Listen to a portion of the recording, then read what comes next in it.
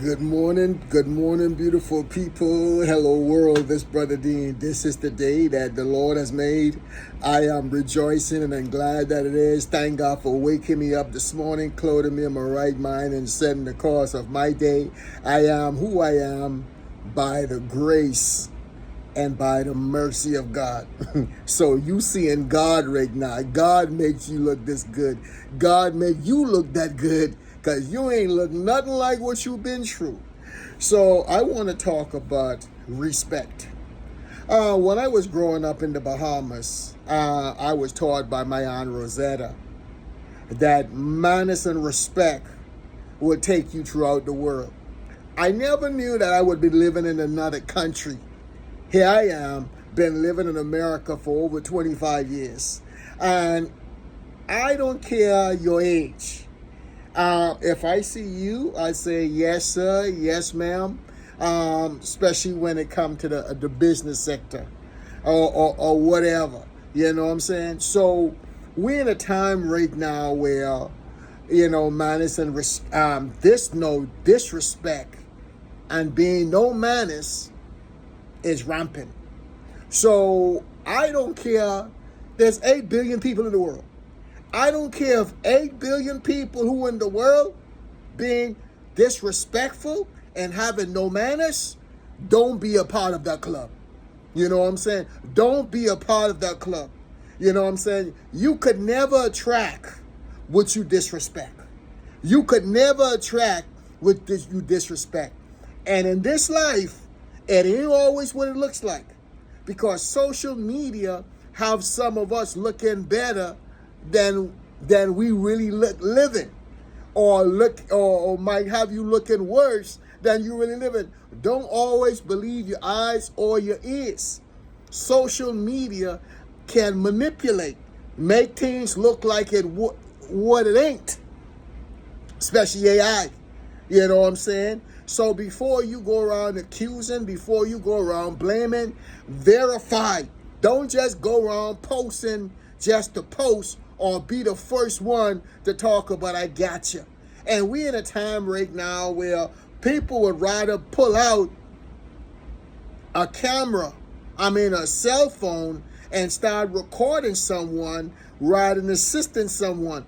As quick as people pulling out these phones and recording people, regardless of what it is, could you imagine if y'all had that same kind of energy, that when someone is in a situation, someone needs some help, you quick to help or render assistance? Could you imagine how different society would be right now?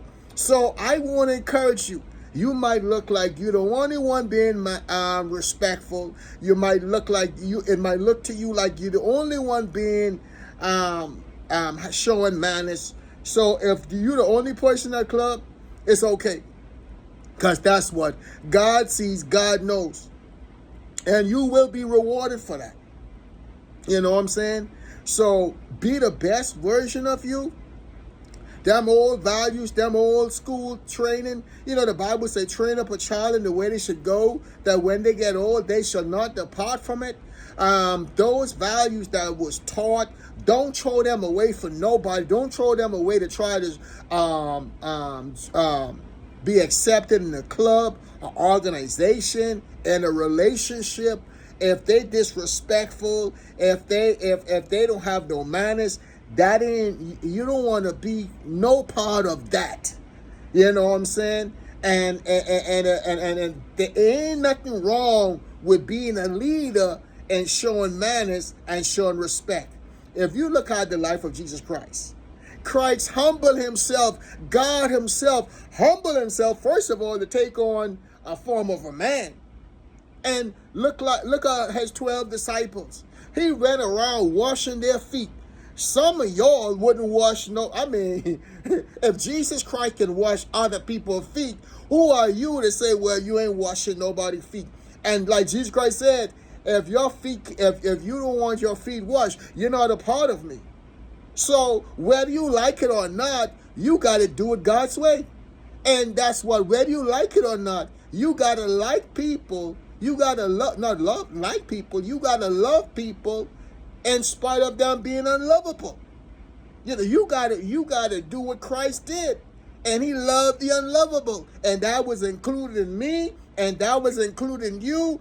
And it's like the Bible says it was the goodness of God that lead to repentance. So God didn't love us because we got it right first.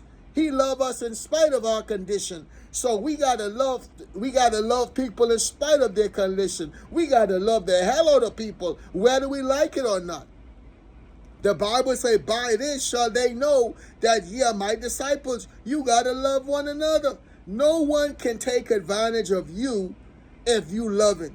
Why? You can't take advantage of Christ. And there's a reward in that. The Bible say faith worketh by love. I mean, you want your faith to work?